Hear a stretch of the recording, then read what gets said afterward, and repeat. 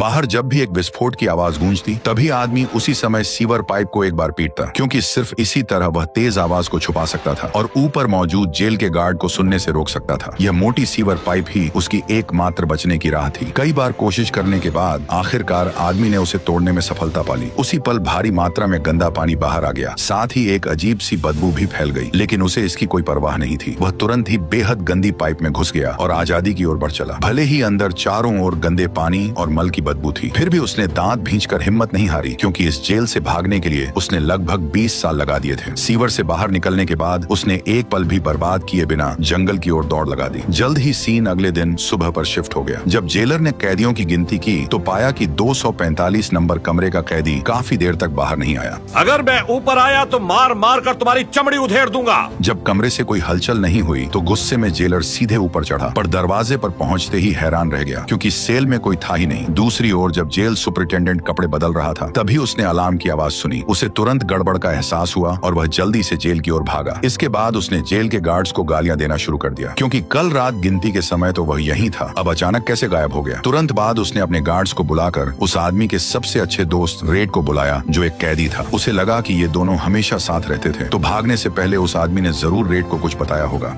कुछ भी नहीं कहा वार्डन, कुछ भी नहीं। ये सुनकर जेल सुपरिटेंडेंट और भी ज्यादा गुस्सा हो गया, क्योंकि इस जेल के बनने के बाद से आज तक ऐसा कभी नहीं हुआ था। गुस्से में आकर उसने पास पड़ा एक पत्थर उठाया और दीवार पर लगे पोस्टर की ओर फेंक दिया, लेकिन वहां से एक अजीब सी गूंज सुनाई दी। जब वह पास गया और देखा तो पाया कि पत्थर सीधे पोस्टर के आर पार चला गया और उसमें एक छोटा सा छेद कर गया। तभी उसे सब समझ आ गया। उसने तुरंत जल्दी से हाथ अंदर डाला और पोस्टर को एक झटके में फाड़ दिया। सामने दीवार में एक बड़ा सा छेद दिखाई दिया, जो सीधे जेल के बाहर तक जाता था। ये दृश्य देखकर सभी लोग हैरान रह गए। आखिरकार उस आदमी ने कब इतनी बड़ी सुरंग खोद डाली थी, ये किसी को पता नहीं चला। इसके तुरंत बाद जेलर ने पुलिस कुत्तों के साथ बड़े पैमाने पर खोजबीन शुरू कर दी, लेकिन पूरे दिन की मशक्कत के बाद भी उन्हें बस एक घिस चुका हथौड़ा और एक फटी हुई पुरानी कैदी की वर्दी ही मिली। यहाँ तक कि अभी भी जेलर इस बात पर यकीन नहीं कर पा रहा था कि सिर्फ एक छोटे से हथौड़े के सहारे उसने इतनी लंबी सुरंग कैसे खोद डाली। असल में आदमी तो बस दीवार पर अपना नाम उकेरना चाहता था, लेकिन उसे अनजाने में ही पता चला कि दीवार की परत बहुत आसानी से उखड़ जाती थी। चूंकि उसे भूविज्ञान की बहुत जानकारी थी, इसलिए वह तुरंत ही समस्या की जड़ समझ गया। दरअसल जेल की लंबे समय से मरम्मत नहीं हुई थी और दीवार पर लगा सीमेंट पूरी तरह खराब हो चुका था। वह तुरंत समझ गया कि ऊपर वाले ने उसे बच निकलने का एक मौका दिया है। इसके बाद के दिनों में जब भी उसे मौका मिलता वह दीवार को खोदना शुरू कर देता। दीवार पर लगा पोस्टर उसकी खुदाई को छुपाने का एक अच्छा जुगाड़ बन गया। जो सीमेंट वह निकालता उसे वह निगरानी के दौरान चुपचाप अपनी पैंट से बाहर गिरा देता। हथौड़ा उसने रेड से मंगवाया था, जो यहाँ 20 साल से रह रहा था और बहुत जुगाड़ू था। जेलर की चाबी को छोड़कर लगभग हर चीज वह किसी न किसी तरह हासिल कर सकता था, लेकिन जेल की अचानक जांच से वो बच नहीं सकता था। आदमी अच्छी तरह जानता था कि अगर यह राज कभी खुल गया तो उसका अंजाम सिर्फ मौत ही होगा। सामने वाले को शक न हो, इसके लिए उसने दिखावा किया कि वह किताब पढ़ रहा था। जब जेलर लोगों के साथ आया तो उसने पूरी तरह सहयोग दिया ताकि वे उसकी घबराहट को न भांप सकें। जेल के गार्ड्स पीछे पीछे उसकी चीजें उलट पलट कर ढूंढने लगे, यहाँ तक कि कुर्सी के कोनों को भी नहीं छोड़ा। आदमी बस एक तरफ चुपचाप प्रार्थना करता रहा कि वे लोग पोस्टर को न फाड़ें। आखिरकार उन्होंने काफी देर तक तलाशी ली, लेकिन कुछ भी असामान्य नहीं मिला। इसी समय अब तक चुप रहा जेलर अंदर आया और फिर उसने आदमी के हाथ से बाइबल ले ली। जब जेलर ने जांच करते हुए उससे बाइबल के कुछ प्रश्न पूछे तो उसने सभी के सही जवाब दिए। असल में जेलर को भी बाइबल पढ़ना पसंद था, इसलिए वह उस आदमी के जवाबों से बहुत संतुष्ट हुआ। भले ही जेल के नियमों के अनुसार कैदियों को पोस्टर लगाने की अनुमति नहीं थी, फिर भी उसने आदमी को कुछ नहीं कहा और पोस्टर नहीं हटाया। जाते समय उसने बाइबल भी उसे लौटा दी और कहा कि मुक्ति का रास्ता इसी में छुपा है। असल में यह किताब उसने हथौड़ा छुपाने के लिए इस्तेमाल की थी और यही हथौड़ा उसकी आजादी का रास्ता था। वह आदमी एक बैंकर था जिसे अपनी पत्नी और उसके लवर की हत्या के आरोप में उम्र कैद की सजा सुनाई गई थी, लेकिन वास्तव में वह बेगुनाह था। उस दिन वह शराब पीकर नशे में था। वह सोच रहा था कि बंदूक लेकर उन्हें डरा देगा, लेकिन काफी कोशिश करने के बाद भी वो ऊपर नहीं गया। वह अपराध नहीं करना चाहता था, इसलिए वह गाड़ी चलाकर वापस चला गया और उसने वह बंदूक नदी में फेंक दी। लेकिन हैरानी की बात यह थी कि अगले दिन उसकी पत्नी और उसका लवर फिर भी मारे गए। हत्या में इस्तेमाल किया गया हथियार भी वही था, वही रिवॉल्वर जिसे उस आदमी ने नदी में फेंका था। जज ने इसी आधार पर उसे दोषी ठहराया और आखिरकार उसे शॉशैंक जेल भेज दिया। जब भी यहाँ कोई नया कैदी आता था, पुराने कैदी शर्त लगाते थे कि सबसे पहले कौन रोएगा। शुरुआत में रेड को एंडी से कोई खास उम्मीद नहीं थी। उसे लगता था कि वह दुबला पतला और कमजोर है और जरूर आसानी से डर जाएगा। बाकी साथी मानते थे कि वह मोटा आदमी सबसे पहले घुटनों के बल गिरकर माफी मांगेगा। आसपास के पुराने कैदियों की तालियों और उनकी ललचाई हुई नजरों को देखकर उस आदमी को यह सोचकर ही डर लगने लगा कि उसे यहाँ पूरी जिंदगी बितानी है। जब सभी नए कैदी अंदर आ गए तो जेलर ने यहाँ के नियम पढ़कर सुनाए। इसी दौरान एक कैदी ने अचानक पूछा कि खाना कब मिलेगा। उसने जवाब नहीं दिया, बल्कि बगल में खड़े गार्ड की ओर इशारा कर दिया। तुम तब खाओगे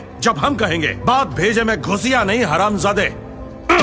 इसके बाद उन्हें उनके शरीर की गंदगी साफ करवाने के लिए ले जाया गया। जब यह सब हो गया तो उन्हें बिना कपड़ों के ही जेल की कोठरियों में लाया गया। इन नए कैदियों को यह बात अच्छी तरह समझ आ गई थी कि जैसे ही लोहे का दरवाजा बंद हुआ, उनकी जिंदगी अब उनकी नहीं रही, बल्कि शॉशैंक जेल की हो गई। तभी रेड के साथियों ने रो रहे मोटे लड़के को चुप कराने के लिए अपने दोस्तों से परिचय करवाने का आइडिया दिया। लेकिन मोटा आदमी बस एक ही बात दोहराए जा रहा था, मुझे यहाँ नहीं रहना। उससे और बर्दाश्त नहीं हुआ। वह रोने और चिल्लाने लगा कि उसे घर जाना है। जल्द ही उसके शोर ने जेल के गार्ड्स का ध्यान अपनी ओर खींच लिया। जब वे पहुंचे तो मोटा आदमी और भी तेज रोने लगा और उनसे उसे जाने देने की विनती करने लगा। अंत में उसे बेरहमी से घसीटकर बाहर ले जाया गया। फिर कप्तान ने उसकी जमकर पिटाई की। आसपास के कैदी यह सब देख नहीं सके और उसके लिए रहम की भीख मांगने लगे, लेकिन किसी भी गार्ड ने उनकी एक भी बात नहीं सुनी और वे उसे बेरहमी से पीटते रहे। ज्यादा देर नहीं बीती थी कि मोटा आदमी जमीन पर पड़ा रहा और उसमें कोई हलचल नहीं हुई। इसके बाद कप्तान ने लोगों से कहा कि उसे मेडिकल रूम ले जाया जाए और बाकी कैदियों को चेतावनी दी कि अगर उन्होंने फिर शोर मचाया तो उनका भी यही हाल होगा। लेकिन जब मोटे आदमी वहाँ पहुँचाया गया तब तक डॉक्टर जा चुके थे और वह पूरी रात वहीं पड़ा रहा। सुबह जब डॉक्टर जल्दी जल्दी पहुंचे तब तक कुछ भी किया नहीं जा सकता था। जो कैदी उसे दोस्त बनाना चाहता था वह यह सुनकर वह यकीन नहीं कर पाया और सबको यह बात समझ आ गई कि यहाँ एक कैदी की जान की कोई कीमत नहीं थी। सब लोग पहले की तरह ही खाते पीते रहे, किसी को उसकी याद नहीं रही। जल्द ही एंडी को भी परेशानी का सामना करना पड़ा, क्योंकि लड़कों के साथ बलात्कार करने वाले गे कैदी की उस पर नजर पड़ गई। किसी से टाका भिड़ा या नहीं? किसी ने अब तक तेरा गेम बजाया या नहीं? ये समझने के बाद उसने चुपचाप मुड़कर जाने का फैसला किया, लेकिन सामने वाला उसे छोड़ने के मूड में नहीं था। उस दिन आदमी हमेशा की तरह लॉन्ड्री में काम कर रहा था। तभी एक सहकर्मी ने उसे स्टोर रूम से ब्लीचिंग पाउडर लाने के लिए बुलाया। उसने बिना किसी हिचकिचाहट के हाँ कर दी, लेकिन जैसे ही वह सामान लेने के लिए झुका, वही गे आदमी अचानक बिना कोई आहट किए उसके पीछे आ खड़ा हुआ। उसके साथ दो और लोग भी थे, जिन्हें शॉशैंक की 3 बहनें कहा जाता था। आदमी को तुरंत गड़बड़ का एहसास हुआ। उसने जल्दी से ब्लीचिंग पाउडर उठा लिया, लेकिन जैसे ही वो कुछ करने वाला था, उनमें से एक ने पीछे से आकर उसे कसकर पकड़ लिया। नतीजा साफ था, वह उन लोगों के सामने टिक नहीं पाया और अपनी बेल्ट खुलवाने के लिए मजबूर हो गया। यहीं से उसकी 2 साल लंबी अपमानजनक जिंदगी की शुरुआत हो गई। आने वाले दिनों में 3 बहनें अक्सर उसे ढूंढ लेती थीं। इसी वजह से उसके शरीर पर हमेशा चोटों के निशान रहते थे। अगर ऐसा ही चलता रहा तो वह ज्यादा दिन तक यह सब सहन नहीं कर पाता। तीसरे साल के बाद हालात में एक नया मोड़ आया। जेल की छत की मरम्मत की जरूरत थी और इसके लिए उन्हें 10 कैदियों की जरूरत पड़ी। कैदी अच्छी तरह समझते थे कि खास काम का मतलब होता था ज्यादा पैसा, इसलिए हर कोई उन 10 में शामिल होना चाहता था, लेकिन जगह सीमित थी। पर रेड के लिए यह कोई मुश्किल की बात नहीं थी। उसने 10 पैकेट सिगरेट देकर जेलर को मना लिया और अपने सभी साथियों के नाम उस सूची में शामिल करवा दिए। उसने उन 10 लोगों में एंडी का नाम भी डलवा दिया। वह उसके हालात को अच्छी तरह समझता था, इसलिए वह इस बेचारे की मदद करना चाहता था। कम से कम मरम्मत के इस काम के दौरान 3 बहनें उसे परेशान नहीं कर पाई। इसी दौरान उस आदमी को खुद को साबित करने का एक मौका मिल गया। टीम लीडर गार्ड से बातचीत करते हुए अनजाने में यह बता बैठा कि उसके भाई ने मरने के बाद एक बड़ी विरासत छोड़ी है, जिसमें से सिर्फ 4 लाख रुपए उसके हिस्से में आए हैं, लेकिन सरकार उसमें से लगभग आधा टैक्स वसूलने वाली है, जिससे वह बेहद परेशान है। बैंक कर्मचारी होने के नाते उस आदमी के दिमाग में तुरंत एक जबरदस्त आइडिया आया। वह सीधे कप्तान की ओर बढ़ गया। उसे आगे आते देखकर उसके साथियों की तो जैसे सांसें ही थम गईं। कैप्टन हैगली,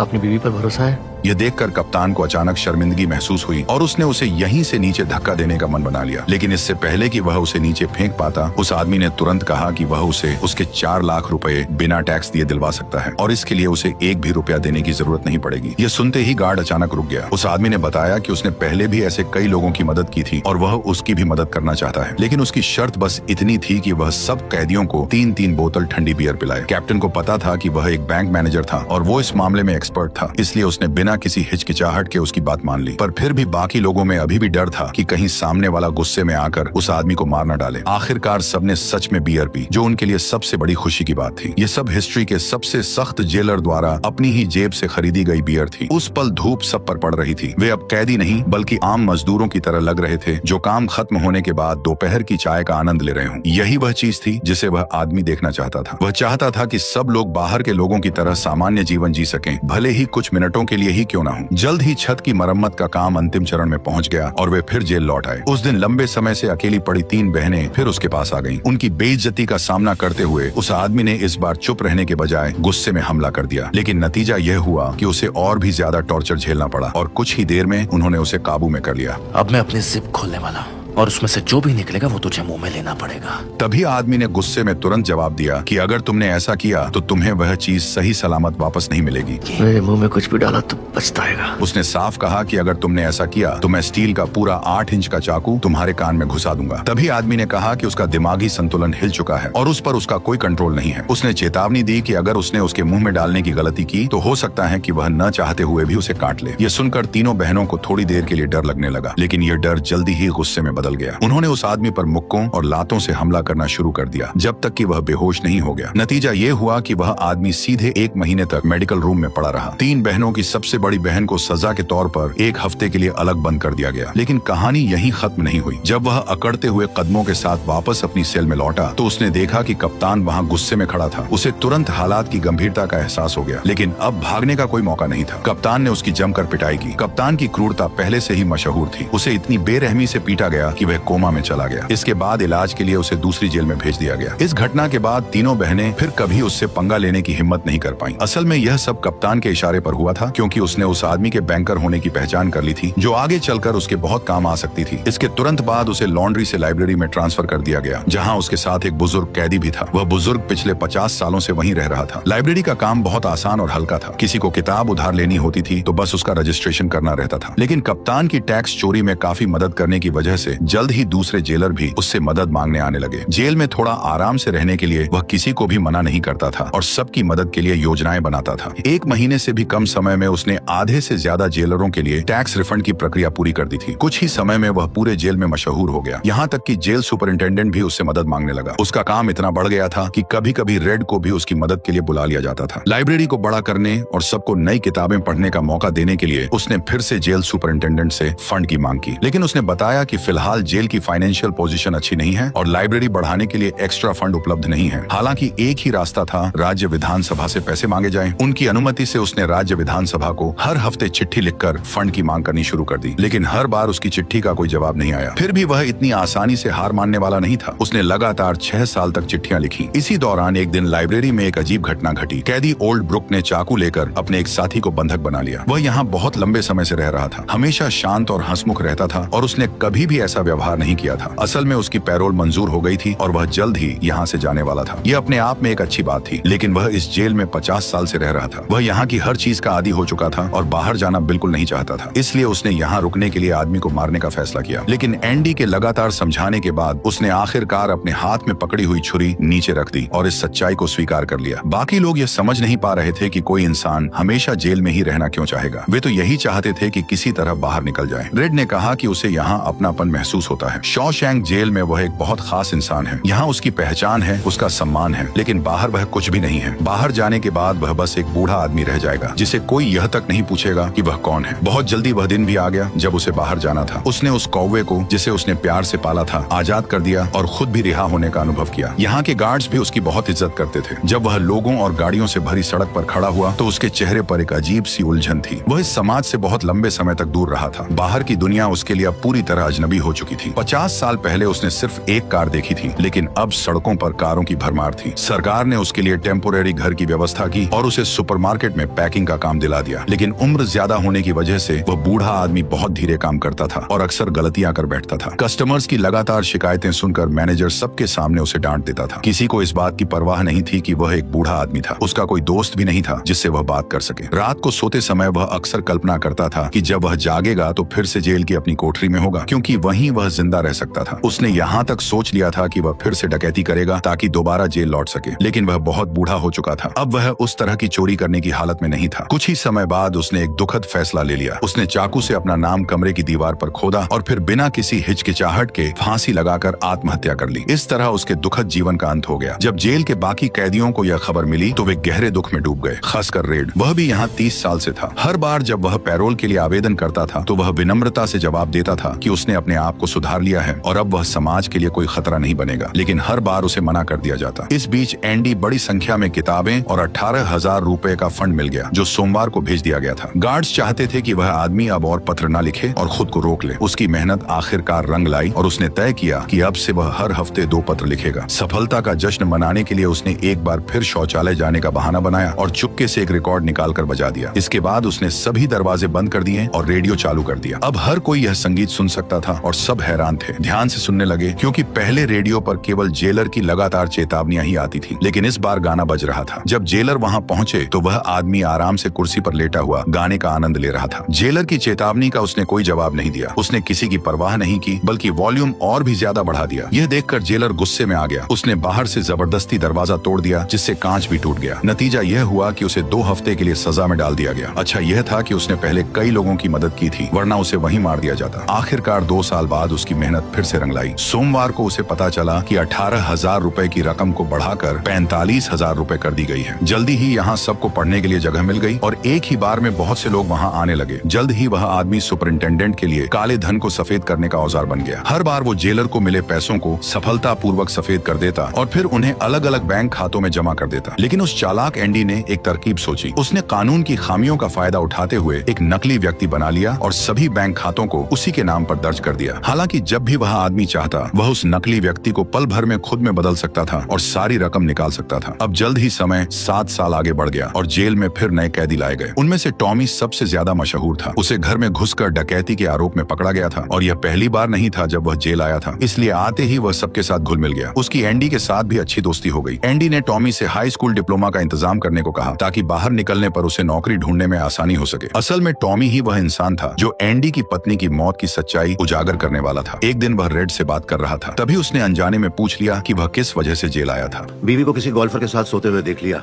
वहीं भून डाला। यह सुनकर टॉमी को अचानक 4 साल पुरानी एक घटना याद आ गई। उस समय वह एक दूसरी जेल में सजा काट रहा था। एक दिन उसके पास एक कैदी आया जो खास तौर पर घरों में चोरी करता था और अपने गुनाहों को बढ़ चढ़कर बताना उसे बहुत पसंद था। उसने अपने हाल ही के एक अपराध के बारे में बताया और कहा कि वह एक गोल्फ कोच के घर में घुस गया था। वहाँ उसने उस आदमी को एक औरत के साथ रोमांस करते हुए पकड़ लिया। गुस्से में आकर उसने दोनों की हत्या कर दी। बाद में उसे पता चला कि वह औरत पहले से शादीशुदा थी। उसका पति एक बड़ा बैंकर था और वह बैंकर कोई और नहीं बल्कि सामने बैठा एंडी ही था। ये सुनते ही एंडी सब समझ गया। उसी पल उसे एहसास हो गया कि उस साल जो हुआ था उसकी सच्चाई यही थी। वह पूरी तरह निर्दोष था। इसके बाद एंडी तुरंत जेलर के पास गया। उसे उम्मीद थी कि अब दोबारा मुकदमा शुरू होगा और उसे न्याय मिलेगा। लेकिन हैरानी की बात यह थी कि जेलर, जो उसे सिर्फ पैसे कमाने का जरिया मानता था, साफ कह बैठा कि टॉमी ने यह कहानी सिर्फ उसे खुश करने के लिए कही है। एंडी जानता था कि असल वजह क्या है। वह आदमी उसे यहाँ से जाने ही नहीं देना चाहता था। सर, अगर मैं रिहा हो भी गया तो आपके खिलाफ कभी मुंह नहीं खोलूंगा। उस पैसे के लिए जितने गुनहगार आप हैं, मैं भी हूँ। ये सुनते ही जेलर को जबरदस्त गुस्सा आ गया। उसने अपने आदमियों को बुलाया और एंडी को जबरन बाहर निकालकर 1 महीने के लिए अंधेरी सजा में डाल दिया। इसके बाद उसने टॉमी को बुलवाने के लिए लोगों को भेजा। टॉमी को जरा भी अंदाजा नहीं था कि यह सब जेलर द्वारा बिछाया गया एक जाल है। पहले वार्डन ने उससे बड़े शांत तरीके से बात की, उसे सिगरेट पिलाई और भरोसे में लेने की कोशिश की ताकि यह पक्का हो जाए कि एंडी का मामला वैसा ही है जैसा टॉमी ने बताया था। तभी टॉमी ने साफ साफ कहा कि उसने जो कुछ भी बताया है वह पूरी तरह सच है और वह कोर्ट में गवाही देने के लिए भी तैयार है। यह सुनकर वार्डन ने राहत की सांस ली। फिर उसने जमीन पर गिरी सिगरेट को मसल दिया और ऊपर खड़े कप्तान को इशारा किया। इसके बाद वही हुआ जिसकी उम्मीद थी। टॉमी को बेरहमी से मरवा दिया गया। पहले से बहाना तैयार था। कहा गया कि टॉमी जेल से भागने की कोशिश कर रहा था। पकड़े जाने पर उसने हमला किया, इसलिए मजबूरी में उसे गोली मारनी पड़ी। इसके बाद वार्डन ने एंडी से संपर्क किया, जो अभी भी सजा के तौर पर अलग रखा गया था। उसने उससे दोबारा काम पर लौटने की उम्मीद जताई, लेकिन जब एंडी ने मना कर दिया तो वार्डन धमकियों पर उतर आया। उसने कहा कि वह लाइब्रेरी जला देगा ताकि कोई किताब न पढ़ सके, या फिर उसे शॉशैंक की 3 बहनों के साथ बंद कर देगा और तब उसे बचाने कोई नहीं आएगा। आखिरकार जब कोई रास्ता नहीं बचा तो एंडी को मजबूरी में समझौता करना पड़ा, लेकिन उन्हें क्या पता था कि वह आदमी बहुत जल्द उनकी नाक के नीचे से भागने वाला है। इसके बाद वह रेड से विदा लेने गया और पहली बार खुलकर अपना सपना बताया। उसने कहा कि वह एक छोटे से शहर जिहुआटाने जो जाना चाहता है, जो प्रशांत महासागर के किनारे बसा है। वहाँ वह एक पुरानी नाव खरीदेगा, उसे अपने हाथों से ठीक करेगा और फिर एक छोटा सा रेस्टोरेंट खोलेगा जहाँ वह अपनी बाकी जिंदगी शांति से बिताएगा। इतना कहने के बाद उसने रेड से एक और मदद मांगी। उसने कहा कि अगर कभी तुम बाहर जाओ तो एक जगह है जिसे बक्सटन कहते हैं। वहाँ एक खुला घास का मैदान है। उसके उत्तर छोर पर एक बड़ा शहतूत का पेड़ खड़ा है। उसी पेड़ के पास पत्थरों से बनी एक छोटी सी दीवार है। उन पत्थरों के बीच एक काली ज्वालामुखी की चट्टान है। उसके नीचे कुछ दफन है। मैं चाहता हूँ कि वह खास चीज तुम रखो। यह सुनकर रेड पूरी तरह हैरान रह गया। उसे समझ नहीं आया कि एंडी अचानक ऐसी अजीब सी बातें क्यों कर रहा है। वह यही सोचता रहा कि शायद लंबे समय हो रहे टॉर्चर ने उसके दिमाग पर असर डाल दिया है। उस दिन एंडी हमेशा की तरह वार्डन के लिए काले धन को सफेद कर रहा था, लेकिन जैसे ही वार्डन तिजोरी का दरवाजा खोलने गया, एंडी ने बेहद चालाकी से अपने हाथ में मौजूद असली दस्तावेजों को नकली दस्तावेजों से बदल दिया। वार्डन को जरा सी भी भनक नहीं लगी। उसने बिना किसी शक के वे कागज तिजोरी में रख दिए। जाते जाते वार्डन ने खास तौर पर एंडी से कहा कि वह उसके चमड़े के जूते अच्छी तरह साफ कर दे। एंडी ने जूते चमका दिए, लेकिन फिर वही जूते खुद पहन लिए। रेड उसकी यह हालत देखकर बेहद परेशान हो गया। जैसे ही जेल में लाइट बंद हुई, उस आदमी ने अपनी कैदी की वर्दी उतार दी और वार्डन से चुराया हुआ सूट पहन लिया। आखिरकार 20 साल की मेहनत के बाद दीवार के पीछे खोदी गई सुरंग पूरी तरह तैयार थी। आज की रात ही वह आजाद होने वाला था। रात के अंधेरे का फायदा उठाकर उसने अपनी योजना को अंजाम दिया और सफलतापूर्वक जेल से बाहर निकल गया। अगले ही दिन वह बैंक पहुंचा और वार्डन के सारे काले पैसे निकाल लिए। फिर एक स्पोर्ट्स कार खरीदी और किसी और जगह निकल गया। जब वार्डन ने दोबारा तिजोरी खोली तो वहां उसे सिर्फ वही बाइबल मिली। शक होने पर उसने बाइबल का पिछला हिस्सा खोला। अंदर एक बड़ा सा खोखला हिस्सा था। तभी उसे सब समझ आ गया, लेकिन तब तक बहुत देर हो चुकी थी। उस आदमी ने वार्डन की घूसखोरी और मर्डर्स से जुड़े सारे सबूत अखबार को भेज दिए थे। खबर मिलते ही फेडरल जांच एजेंसी के लोग जेल पहुंच गए। वार्डन के साथ मिला हुआ कप्तान भी कानून की सजा से नहीं बच पाया। वार्डन जानता था कि अगर वह जेल गया तो या तो उसे गोली मार दी जाएगी या फिर वही कैदी उसे मार डालेंगे जिन्हें वह सालों तक कुचलता रहा था। घुट घुट कर जीने से बेहतर उसने आत्महत्या करना ही ठीक समझा और सब कुछ खत्म कर दिया। मरते दम तक वह यह नहीं समझ पाया कि उस आदमी ने उसे इतनी चालाकी से कैसे बर्बाद कर दिया। एंडी चला गया था, लेकिन शॉशैंक जेल में उसकी कहानियां आज भी जिंदा थीं। सभी लोग उसकी बहुत तारीफ करते थे। जो आदमी देखने में कमजोर लगता था, वह भी अपने दिमाग से वार्डन के एल लगा गया। वार्डन की मौत के बाद सबकी जिंदगी काफी बेहतर हो गई और रेड को भी अपनी तीसरी पैरोल अर्जी का मौका मिला। वह पहले ही 40 साल से कैद था और इस बार जेलर ने आखिरकार उसकी अर्जी मंजूर कर ली। वह ठीक उसी तरह जैसे कभी बूढ़े ब्रुक्स ने किया था, एक साफ सुथरा सूट पहनकर जेलर के सामने जेल के मेन गेट से बाहर निकल गया। लेकिन वापसी के रास्ते में भी उसके चेहरे पर वही परेशानी और उलझन था। शहर पहुंचते ही उसे उसी कमरे में रखा गया जहां ब्रुक्स रहता था और वहीं सुपरमार्केट की नौकरी भी दी गई। ये साफ था कि वह बाहर की जिंदगी के लिए आदी नहीं हुआ था, क्योंकि वह अक्सर एक ही सवाल करता था। फ्रेश होके आऊं बॉस?